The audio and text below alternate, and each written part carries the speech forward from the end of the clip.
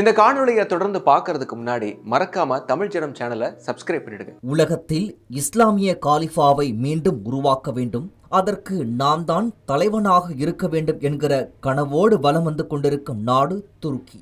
இதற்காக பல திட்டங்களை தீட்டி செயல்படுத்தி வருகிறது.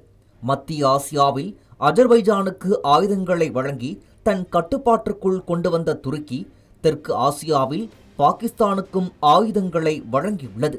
ஆனால் ஆபரேஷன் சிந்தூர் சமயத்தில் துருக்கி ஆயுதங்களை இந்திய படைகள் துவைத்து காய போட்டு விட்டன.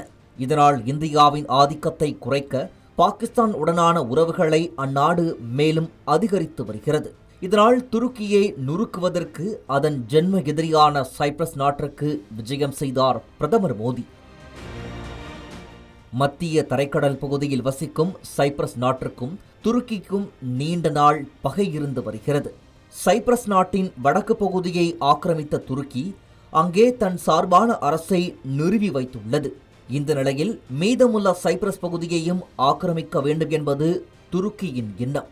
இதனால் பிரதமர் மோடியின் வருகையின் போது பிரம்மோஸ் உள்ளிட்ட அதிநவீன ஆயுதங்களை வாங்குவதற்கு இந்தியாவிடம் கோரிக்கை வைத்துள்ளது சைப்ரஸ். இதுகுறித்து இந்தியாவும் தீவிரமாக பரிசீலித்து வருகிறது. இதனால் ஆத்திரமடைந்துள்ள துருக்கி தற்போது பாகிஸ்தானின் உதவியை நாடியுள்ளதாக தகவல் வெளியாகியுள்ளது. துருக்கியின் வெளியுறவுத்துறை அமைச்சர் ஃபீடன் துருக்கிய சைப்ரஸுடன் பாகிஸ்தான் இராஜாங்க ரீதியில் கைகோர்த்து உறவுகளை மேம்படுத்த வேண்டும் என்று அறிவுறுத்தியுள்ளார்.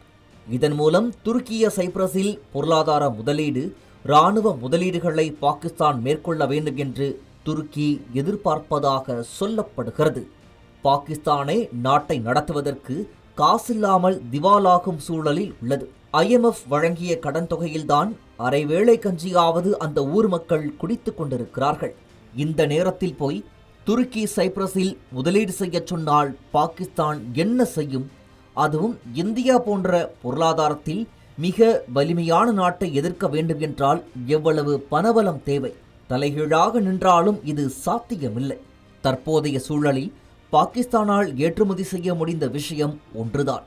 சுற்றுலா வரும் பாகிஸ்தானியர்கள் அங்கேயே தங்கி பிச்சை எடுப்பதாகவும், எனவே இனி பாகிஸ்தானிய பயணிகள் தங்கள் நாட்டிற்கு வரக்கூடாது என்றும் பல்வேறு அரபு நாடுகள் தடை விதித்திருந்தன. அரபு நாடுகளுக்கு செல்ல முடியாத தங்கள் நாட்டு பிச்சைக்காரர்களை வேண்டுமானால் துருக்கிய சைப்ரஸிற்கு பாகிஸ்தானால் ஏற்றுமதி செய்ய முடியும் என்று சமூக வலைதளங்களில் பலரும் நக்கலடித்து வருகின்றனர். மேலும் இது போன்ற பல்வேறு சுவாரஸ்யமான தகவல்களை தெரிஞ்சுக்கிறதுக்கும் தமிழ் ஜனம் சேனலை மறக்காம சப்ஸ்கிரைப் பண்ணிக்கோங்க.